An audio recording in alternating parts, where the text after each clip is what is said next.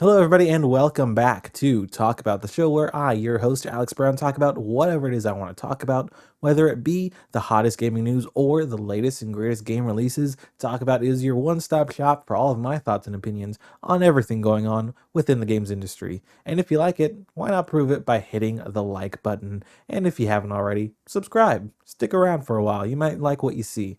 And as you can see, on this video, we are going to be talking about Alan Wake 2. Yes, I'm very much aware that this review is well overdue. That rhymed, so it's very cool. But full disclosure, this gameplay, just in case you haven't played it yet for some reason, you haven't picked it up, and you are unaware, all this gameplay is from a very early segment in the game, as you can see, if you're aware, of course. But yeah, before we actually get further into Alan Wake, I need to fix something before I, talk about this game in a review capacity, tell you like all of my thoughts and opinions on Alan Wake. And also real quick, I just need to um, you know, like clear my name or set the record straight on a whole other thing. I'm wearing the same shirt as I did in the last episode because in that episode I mentioned the very next thing I'm going to record is Alan Wake 2's review discussion video. And that's what's happening. I'm doing two videos in one day. Of course, they're not releasing the same day, but I just thought I had to, set the record straight. If people are like, oh my God, this guy's wearing the same shirt still? Oh, goodness. No, it's the same day. A little peek behind the curtain for you. But like I said, with Alan Wake 2, before I can actually have an actual discussion about it in a review capacity, I need to go back and fix something real quick. Yes, we are going to go back to this Spider-Man 2 review I did, Marvel Spider-Man 2, excuse me. I don't have the gameplay from Marvel Spider-Man 2 anymore, so it still says Alan Wake, which is weird. But hey, if you guys remember that video of my Spider-Man 2, Marvel Spider-Man 2 review, you'll remember that I talked very much at length about how it's the most conflicted I've been in terms of giving a game a 10 out of 10 score. And hey, I just need to correct that. Because of this, the way things have panned out, or rather, it just seems like it doesn't make much sense. If I was so conflicted on giving a game 10 out of 10, I shouldn't have given a game a 10 out of 10. If there was a debate between a 9 and a 10, then it's clearly a 9 out of 10. So I'm retroactively giving Marvel Spider-Man 2 a 9 out of 10. I understand that that might upset some people, but hey, it is what it is. I had to do it because guess what, folks? Alan Wake 2 is a 10 out of 10. Undeniable. It is a 10 out of 10. Alan Wake 2 is the game. It's a game that makes me look back on all the other games I've given a 10 out of 10 to and go, that's not right. That can't be right because they're nowhere near as good as Alan Wake 2. So pretty much any game I've given a 10 out of 10 to, and if I haven't made it clear that it is an undeniable 10 out of 10, it does not deserve a 10 out of 10. So I think I gave Starfield a 10 out of 10 on my video review of that. Take it back, push it down one, 9 out of 10. Because none of those games are operating on the same level as Alan Wake 2. Tears of the Kingdom, I gave a 10 out of 10. I didn't do a video on that, shockingly enough, I know, weird. But that is still a definitive 10 out of 10 for me personally. But yeah, I just had to fix that whole Marvel Spider-Man 2 thing because, yeah, at no point did I question, is this a 9 or is this a 10? Alan Wake 2 is a definitive 10 out of 10, full stop, no questions asked. If that's all you need to hear, then go ahead and click off, but make sure you hit the like button first. But if you want to hear some more, I'll go into it more because, hey, that's what I do here. I just talk about whatever it is I want to talk about. So yeah, Alan Wake 2, the premise for Alan Wake 2, of course, sequel to 2010's cult classic Alan Wake. Also, full disclosure, I feel like I've said full disclosure so many times already. I don't know what I'm going to say. I have no script, no outline. That's how I do things here. If you aren't familiar with the channel, it's completely unscripted and I hope it makes sense. hope for the best. But yeah, sequel to the hit, the not hit, the cult classic from 2010. Alan Wake picks up 13 years later, like, it knows. Very, wow. It definitely, wow. That's definitely, I'm going off rails immediately already. But the game, Alan Wake, the first game came out in 2010, and Alan Wake 2 came out in 2023, 13 years later. And the game talks about it being 13 years later. So good on Remedy, that they said this game's going to come out in 2023, and it did. So good for them. Really good job there, because clearly that was their plan all along. Otherwise, they'd have to go back and record all the VO and all that and say 14 years later or whatever. Completely irrelevant to the rest of the review at hand. But yeah, premise is, of course, as you are seeing here, you play as Saga Anderson and, of course, the titular Alan Wake. And both of these characters have their own journeys to go on. Of course, the game is very narrative driven, so I won't talk too much about the narrative. I will, of course, have to a little bit to set the stage because, hey, I have to. I don't want to spoil the experience, of course, but just a little bit. Like Saga Anderson here, FBI agent, is sent to investigate this cult of the tree, as it is referred to, which takes place in Bright Falls. Yeah, it's located in Bright Falls, which is, of course, where the original Alan Wake game took place. And it really is just about how Saga Anderson's story overlaps with Alan Wake's story and how they how they are related to each other's stories. And that's all I'm going to say about it in terms of actual details. Because yeah, either you've played the game and you are fine with me talking about the game spoiler wise, or you are wondering if I should pick this up, and hey, you should. So I won't spoil it until the very end, because there are some things that I want to talk about spoiler wise that, hey, it's a very narrative driven game, so of course I want to talk about that stuff later though. Later. For now, though, let's continue to talk about the gameplay. Of course, as you have seen already with this gameplay, and it's pretty weird stuff. You know what? Let's just talk about how weird this game is for a second, because how can you not? You just saw her put a heart into a poster board, essentially a little billboard.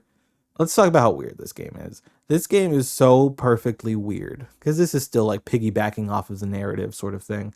It isn't a standard sort of scary game foray for you. You know what I mean? It is weird in all of the best ways possible, in the terms of the way that they handle the jump scares, the way that the cult is, the way that everything is. Because of course, if you played Alan Wake 1, you'll know that there's a lot of supernatural elements in this game. Things like shadow monsters, which you actually saw earlier, the little shadow guys, the Taken, and just it's supernatural, and that goes a long way to define it as its own sort of horror game, rather than just being like another Resident Evil. Because if you're looking at the gameplay, you can obviously see the heavy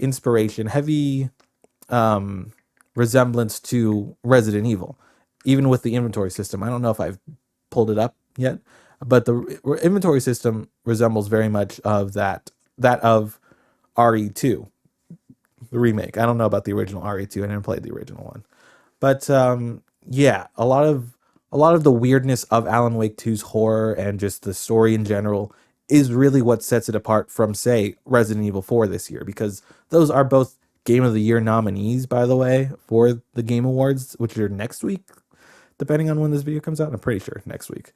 And yeah, when you put Resident Evil 4 and Alan Wake in the same conversation, I do think that the fact that Alan Wake's narrative is so much stronger than RE4's is what makes it stand out more, and is honestly what makes me surprised to see Resident Evil nominated for Game of the Year, because there are two horror games that one clearly is way better than, but that's neither here nor there. What am I doing in this gameplay? Okay. But yeah, like I always say, I'm just rambling. But let's talk about, yeah, the gameplay. Like I said, it is very Resident Evil derivative, and it's awesome. I really like I really liked it. There were moments though early on in the game.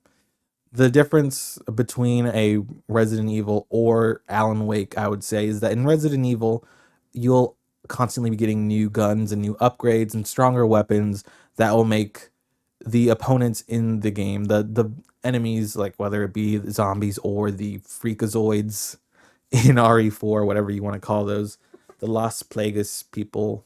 I don't remember exactly what they're called. Those people are a lot easier to take down because you'll get better weapons and stuff in Resident Evil. Whereas in Alan Wake 2, the game does a very good job of keeping you at a very, very tame level of power throughout, which makes the entirety of the game more scary, in my opinion, which is what the game's going for as a horror game. Of course, Resident Evil did introduce more and more enemy types to, reintroduce the scares, but you would always just be able to blast them away. And when it came to Alan Wake 2, I felt like I was scared for more. I was scared longer and more often than I was when I played Resident Evil 4. But I was still pretty scared when I played Resident Evil 4. I'm not gonna lie. Also, as a big scaredy cat, at least I always consider myself a pretty big scaredy cat. But I play a lot. I play every Resident Evil game, and I've played Alan Wake 2 now. Um, this was a not a walk in the park. Okay, I hate scary stuff. Even though, like I said, I play all the Resident Evils and I played all of this, and I want to keep playing it. By the way, I want to get all of the achievements. That's how good this game is. Makes me want to go back and get all the achievements. I need to do a second playthrough, I think, because there's some missable ones. But that's neither here nor there. But yeah. As a horrible, scaredy cat pants boy, I was able to get through this game. I do think I took longer than I needed to in some segments because, I was paralyzed with fear. Where I had my headphones on, Dolby Atmos, the big whole shebang, audio design off the chain with this game because, come on, it's a horror game. You got to get your audio design in check for it to be as atmospheric and as eerie as you want it to be. And Remedy nailed that, okay? So yeah, it definitely added to the creepy vibes, and there are some levels in this game that I hate them so much, but it was so good. Because regardless of how scared you are, I've seen people on the internet also be the biggest scaredy cats when it comes to horror games or just horror in general, and they push through because the narrative is that strong. It is so good. And I, of course, can't go into more detail of it. Like I said, Saga is trying to solve the mystery of the cult of the tree. I didn't even mention Alan Wake. Spoilers for Alan Wake 1. Of course, we know by the end of that game, he is trapped in the dark place, and his whole goal is to escape the dark place. It's a whole thing. And I even mentioned you play as Saga Anderson, and you also play as spoilers. You also play as Alan Wake. I have both of their game footage, as you can see. But yeah, in the Alan Wake sections, since we're here, wow. I mean, obviously the Saga Anderson sections I do enjoy very much as well. They're very much, as people have been calling it, very True Detective or what's the other one that they're saying? The Outsider inspired. I have not seen either of those shows. They're both HBO originals, by the way. I've never seen either of those shows. Oh, and X Files, I think, and Twin Peaks. There's a lot of people, a lot of inspirations that people are talking about. I've never seen any of those, so I don't really know.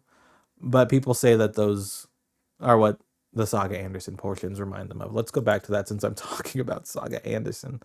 But yeah, her story is much more grounded in reality, which still isn't very grounded in reality because, like I said, there are shadow monsters and stuff.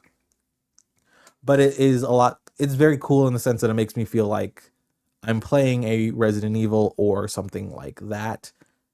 But it still has that Remedy twist of weirdness in it. But I think that's all I have to say about Saga, actually. But back to Alan Wake sections. As you can see, he is in the dark place, which is, of course, this alternate reality where reality is just warped and wrong and bad. It's bad times. But yeah. And Alan Wake sections are infinitely more creative than Saga's sections merely because of the rules that are set within the dark place over the actual world. In the dark place, reality is a lot more flexible. because it essentially is based on Alan's writing itself, which adds for a lot of interesting game mechanics, which I don't believe I have any footage of, but things like Alan will have a new idea where he can like have a cult member come through here and that changes the entire setting a little bit, or have the devil come in, something like that. That's probably not accurate to the game at all. There are some things like that though. Not the actual devil though. Which go to make the game like so nifty, just so nifty. And very good loading as well. That's a really weird thing to say, I know, because we're like just so used to load times being so short and all that. But there are a lot of like changing the plot or changing the setting of the plot or whatever, that sort of thing. It is almost instantaneous. And also, let's talk about how GD good this game looks. Are you kidding me? Look at how good this game looks. And also, I understand that it's not going to look as good as it does in real life, or what you're seeing on YouTube doesn't look as good as it actually does when you're playing it because of, video compression and like going through OBS and then getting to you going through Elgato and all that. But it looks amazing. And there are moments where the game looks real and it's crazy. Okay.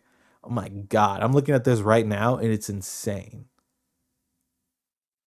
Sorry. I got distracted. But God, it's just I'm distracted again. Oh, and let's talk about Sam Lake. Here he is right there. That's his face. Sam Lake directed the absolute hell out of this video game. Okay, and all of the perfect way. There he is. There he is. Look at this boy. Also, yeah, he directed the hell out of this game. There are real live action segments in this game, which makes this game, it pushes it above so many other games just because of how it nails it. Because so many other games could try this, but they couldn't do it this well. It fits within the narrative extremely well. There he is doing the Max Payne face. Come on, you gotta love the guy.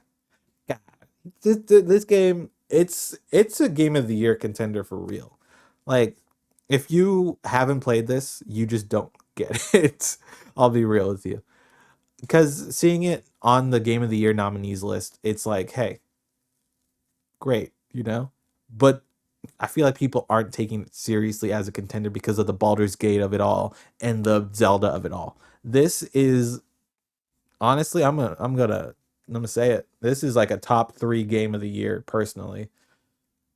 So I don't really know what else I can say about this game without spoiling stuff. So let's talk a bit more about like minor gripes I might have had. Um, yeah, but yeah, this is incredible. The live action stuff, it's incredible because it is so well done and it just feels natural within the narrative. Also, I said I was gonna talk about gripes. We're not there yet, okay? We're not there just yet. It's just so cinematic. Man, I keep cutting through this gameplay and I keep having another thing to say. But yeah, it's incredibly cinematic. What I wanted to say next though, we'll get to gripes after I talk about how amazing the facial animations are, because these are well, they aren't, they're main characters obviously, but this is just in-engine rendering, not a pre-rendered cutscene or anything like that, a high fidelity cutscene, just gameplay. And their facial animations are ridiculous. It's crazy. I don't have footage from it, but there's even earlier footage of this game from our early moments in this game in the diner, the Oh Dear Diner, which I need to get a mug of, where people, you talk to people and it's just wow. That's when I was first just amazed by it, blown away by the facial animations. This game is a technological marvel. Like it's one of those games where I just can't believe that it was made, honestly, in so many assets, whether it be because of how weird it is and how just grand it is. It's the biggest, weirdest game you'll ever play, and I love it for that. It's the most unique game this year. Of course, I say that, and then you immediately go, "What do you mean?" Resident Evil is also a horror game with the over-the-shoulder survival horror mechanics, and I get that. I could see where you're coming from there, but when it comes to the narrative and all the things that it does, it's where it is its most unique. It's like it takes the it takes it's based on Resident Evil, we'll say. But where it goes, it sets like a new standard for horror games, survival horror in general, in my opinion, I think. Like I feel like any horror survival horror game after this to match to be yeah, to be a good survival horror game, it needs to come close to Alan Wake, I think, which is incredible to say. Because like for the longest time I feel like people would argue that Resident Evil has held that standard, but when it comes to like just narrative and everything it has going on, whether it be the collectibles, which is fun, the connected universe of it all, which I haven't even mentioned yet, how all of the plot threads come together or how they're left open, who knows. It's just it's the best survival horror game I've ever played, and that, hey, that includes The Last of Us Part 1. I said it. It's the best survival horror game ever made. Sets a new standard for the genre, and I hope people who make survival horror games look at Alan Wake 2 the same way everyone looked at Resident Evil 4 in 2005, which I feel like is the highest praise I could give this game. So with that, let's talk about the criticisms. But yeah, this game, while undeniably a 10 out of 10 to me, is not flawless. There are a few things, like, honestly, there's one thing. I have one problem with the game. We're going to cut ahead because this is like strictly cutscene stuff, and I understand if you don't want to see some cutscene stuff. But the one, and that's more cutscene stuff. And oof, okay.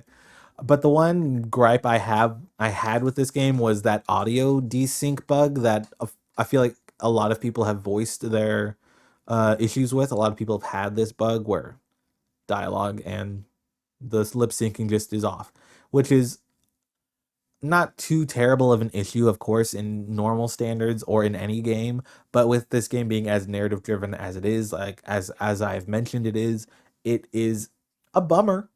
Eventually, it did get fixed, but it was a bummer at the beginning of the game. Of course, it got fixed, and then the game became pretty gosh darn near flawless. There are minor gripes where things like what do you call it? Bullets, not bullets. Enemies feeling kind of bullet spongy, where it takes sometimes like a full clip to get rid of them. But I do feel like as I got further in the game, that became less and less of an issue, which makes me think, hey, maybe I just got better at the game and better at hitting headshots because it was not a problem after a while. Whether it be because there are certain upgrades you can get for your weapons that might also have helped me. Either way, it wasn't as much of an issue as I thought it was going to be when I started. Let's get some other gameplay, scary stuff. Here's Alan Wake, live action stuff, incredible. This game is just incredible. Okay, I think that's all I can really say about it without spoiling stuff. So hey, if you have completed the game and you want to talk spoilers with me or hear some stuff about spoilers, stick around. If not, I'll give you like 5 seconds to leave. Go ahead. I'll take a sip out of my Coca-Cola Zero Sugar. Go ahead and hit the like button, though, of course, if you are not going to stick around for spoilers. But yeah, hey, thanks for stopping by. Also, stay safe and play video games if you left already. But if you're still here, let's talk about spoilers. Okay.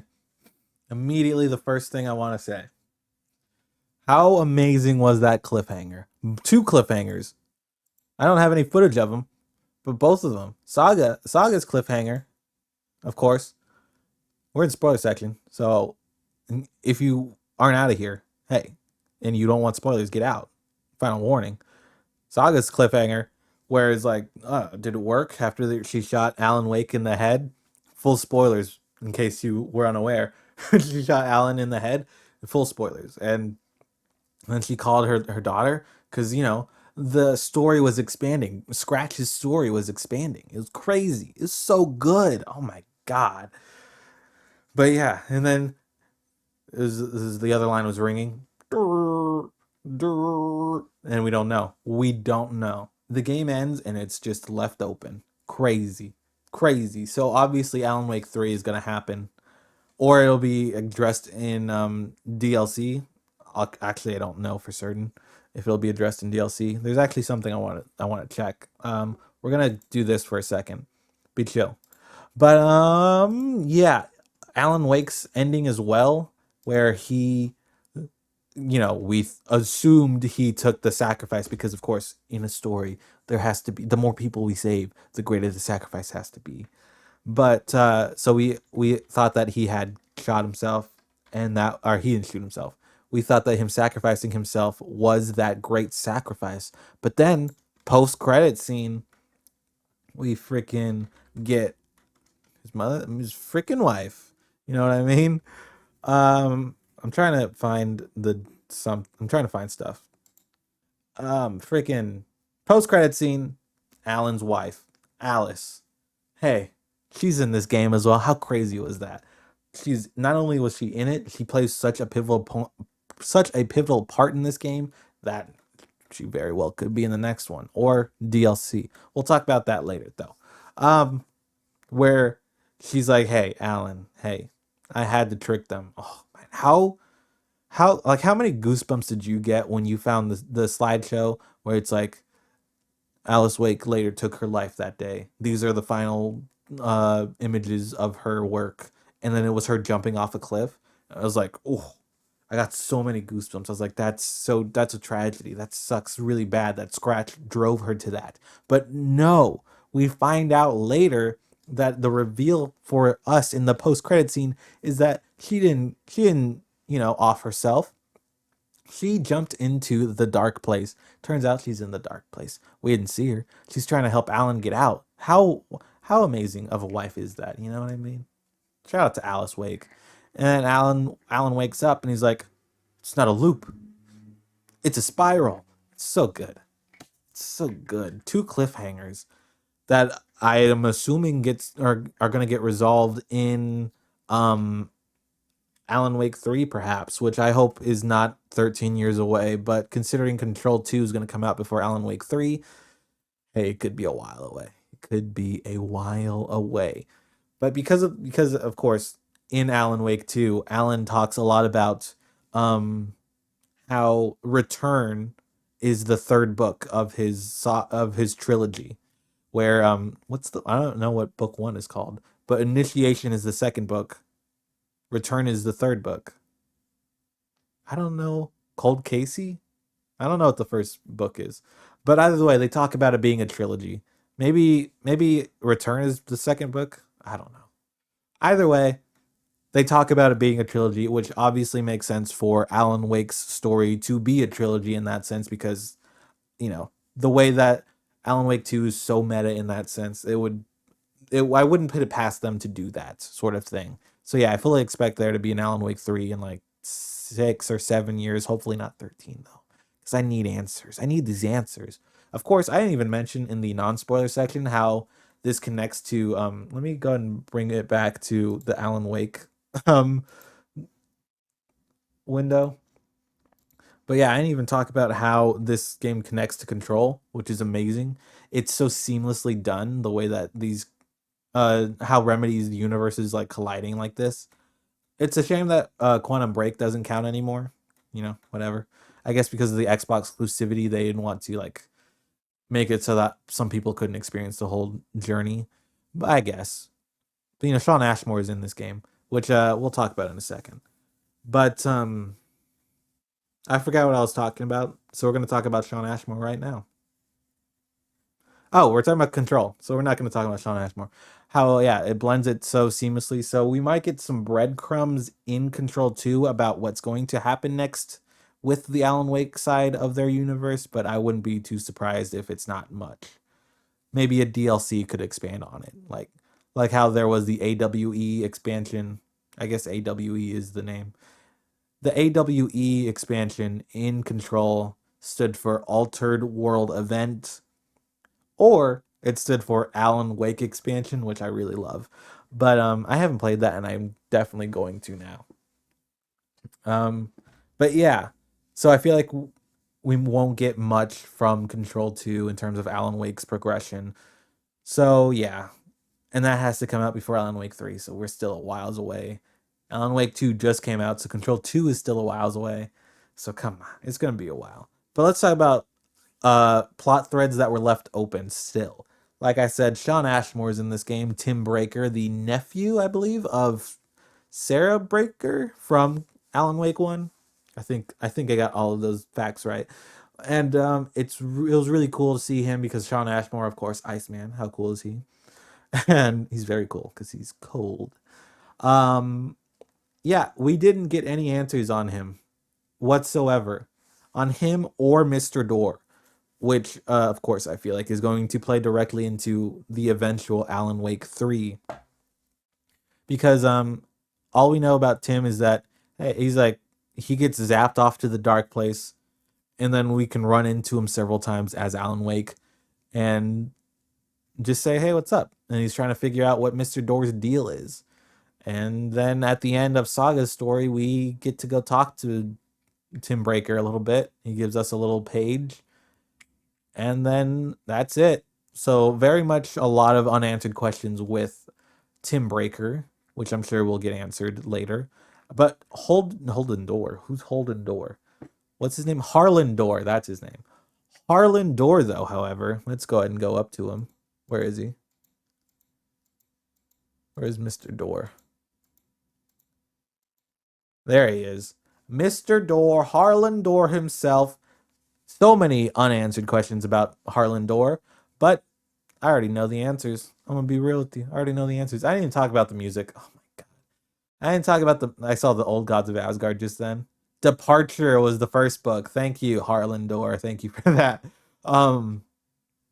So yeah, the trilogy is Departure, Initiation, Return. So clearly, the Alan Wake story is a trilogy, and he has not even returned from the Dark Place yet. So return hasn't happened yet. You know what I mean? Something like that. Anyways, getting off track. Harlan Door. I already solved the mystery. Let me talk about the music real quick. The music is phenomenal and amazing and original and copyright free. Amazing. So good. God, we sing. Are you kidding me? We sing. What a moment. Like one of the best moments of the year. It's amazing. Anyways, Harlan Door, the mystery of Harlan Door. He's Saga's father, right? Let's be real. Harlan Door, that's Saga's dad. And I have 3 points of evidence to support that claim. Yes, 3. Is that right? Yes, three ways to support that claim. I don't have evidence, visual proof because like I said, I didn't record that. But proof number 1. At towards the end of Alan's campaign, Harlan Door directly says to Alan Wake that he brought someone important to him into the story. You know who he brought into the story? Saga Anderson. That's enough right there. They don't ever clarify who it is, but that clearly that's him. Or clearly Saga is who he brought into the story.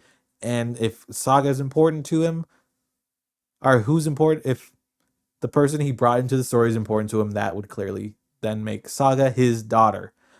Well, what else? What else? Okay, that doesn't convince you enough. Well, I'll tell you something else. Um, at one point or another, I think either in a newspaper clipping or if you talk to Tim Breaker before he gets zapped to the dark place, or maybe while he's in the dark place, he'll tell you. No, I think yeah, when he's in the dark place, you can talk to him. He's looking at old newspaper clippings and he's talking about how I don't necessarily remember the exact way you find this information, but there's talks about someone who was in Bright Falls, of course, the town in which all of this takes place, and how they were zapped by lightning and killed. You know? That was Harlan Door. Okay? That was Harlan Door. He didn't get killed. He got zapped to the dark place. That's the way I see it, at least. And you're like, oh, that's pretty random. A guy getting struck by lightning. Pretty random for Harlan Door to get struck by lightning, isn't it? Except it's not, because as we all know, Thor is in this video game. Even though his name is Thor, but Thor is in this video game. Thor Anderson, also known as Thor Odin's son. He is in this video game. And Thor has the power of lightning. You know what Thor did? Thor is the person who blasted Harlan Door and put him in the dark place to begin with. That's what I believe. And now I know what you're thinking, Alex, why would Tor blast Harlan Door, that rhymed, into the dark place? Because if you remember, Saga talks about how, or I don't know exactly where it was, but there is a reference to the fact that Tor did not like Harlan Door, or Tor didn't like Saga's dad, and that's what drove Freya, Saga's mom, away from the Andersons entirely, away from Bright Falls. So it all goes hand in hand. Tor blasted Harlan Door, Saga's father, into the dark place with lightning. And yeah, that's it. A lot of other things are left open and ambiguous for the sequel, or potentially the new game plus mode, because of course it's not a loop, it's a spiral. Perhaps playing the game again, you go further up the spiral, further up the spiral. I don't know. Who knows how they're gonna handle that? Especially because new game plus would mean you also do Saga stuff. But the last thing I wanted to touch on in terms of Alan Wake is sure, accept all cookies, is the expansions. Will Alan Wake 2 have post-launch support? Yes, we will be supporting Alan Wake 2 post-launch. This is directly from Remedy's website. Also, there's lightning. I don't know if you hear that. Thunder and lightning. Tor's watching, I guess. But yeah, a new Game Plus mode called The Final Draft is coming, as well as a photo mode. Release dates yet are to be determined. Wow. I mean, the new Game Plus mode is called The Final Draft. That's really cool. Okay, because it's, Alan's a writer and all that. And it's a real shame that photo mode didn't launch in this game, but I'm going to play this game again, so I'll be able to use the photo mode then. And then we have the 2 paid expansions. Both of our expansions tell new stories and offer exciting gameplay within Alan Wake 2. Expansion 1, Night Springs, of course, which is hosted by Harlan Door. So maybe we'll get a little bit more info on Harlan Door in this. Perhaps the answers. Oh, God. Am I still going? I think I'm still recording. Like I said, there's thunder and stuff. So things just got blasted out of existence. Okay, back to where we were though. Now that things are back up. Yeah, like I said, Night Springs is hosted by Harlan Door, so maybe we'll get some of those answers about Harlan Door there. Like, what does it say? Expansion 1, Night Springs, Visions and Dreams. Fiction is written and coming true. Fiction collapses and remains just words on a page. These are those stories in Night Springs. Play as several familiar characters from the world of Alan Wake and experience the unexplainable in multiple self-contained episodes of Night Springs, a fictional TV show set in the world of Alan Wake. So based on that, it doesn't sound like we're going to get much actual like story progression in terms of like the big picture, because it sounds like we're just going to like experience the self-contained episodes. But I feel like the beginnings and the ends of those episodes would be introduced and outroed by Harlan Door, so we might get a little bit there. And Alan Wake did serve as a writer on a few episodes of Night Springs in the early days of the show, as he mentions in the game. So if they're the Alan Wake written episodes, that was hard to say, but I nailed it. So if they're the Alan Wake written episodes, then maybe we'll get a little bit more from Alan, but that one I wouldn't expect too much from. But expansion number 2, though, the Lake House. The Lake House is a mysterious facility situated on the shores of Cauldron Lake, set up by an independent government organization to conduct secret research until something goes wrong. Explore the Lake House and embark on 2 separate adventures as the realities of Saga Anderson and Alan Wake collide again. That sounds like we're going to get a lot of progression there. Maybe not a lot, but we're going to get some actual like story progression, main story progression there. The Lake House, if you are familiar with Janina Gavankar's character, Karen Estevez. There, I got there in the end.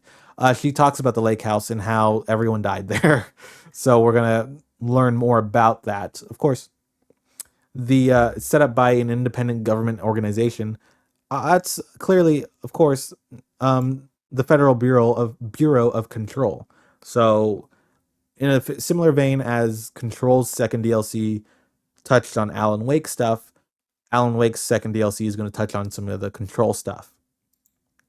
And then the second bullet point talks about how we're going to embark on two separate adventures as the realities of Saga Anderson and Alan Wake collide again, which is like, hey, we're going to get some answers in some form or another, I think. Because how are we going to embark on new adventures with these characters without, resolving the cliffhangers at the end of the base game? Which excites me very much because it means I won't have to wait 7 years probably for Alan Wake 3 to get some answers. Of course, I don't expect they're going to answer some questions and pose several new ones, I'm sure. But considering that this may also like lead directly into Control 2, which, might be nice, Nice to get some teases for Control 2 and be teased yet again and wait for an Alan Wake 3. But yeah, we did it. And because like just happened before, things my power flickered. I'm worried it's gonna turn off at some point. So we're gonna wrap things up because I think I'm done. I've covered everything. 10 out of 10 game. I can't wait for more from this universe, more from Remedy, more from Sam Lake. Give it all of the awards you want. This game needs to be praised more than Baldur's Gate, in my opinion, but I seem to be in the minority on Baldur's Gate, but whatever. But yeah, let's go and outro this video. Thanks for stopping by. If you liked anything I had to say, prove it by hitting the like button and hit the subscribe button while you're down there. Let me know what you thought of Alan Wake 2. What do you think of this game? What would you give it on a scale of 1 to 10? If you give it a 10, you're right there with me, and I appreciate you the most. Anything else is underrated, so, and is incorrect. But yeah, that's it. Yeah. Stay safe and play some video games.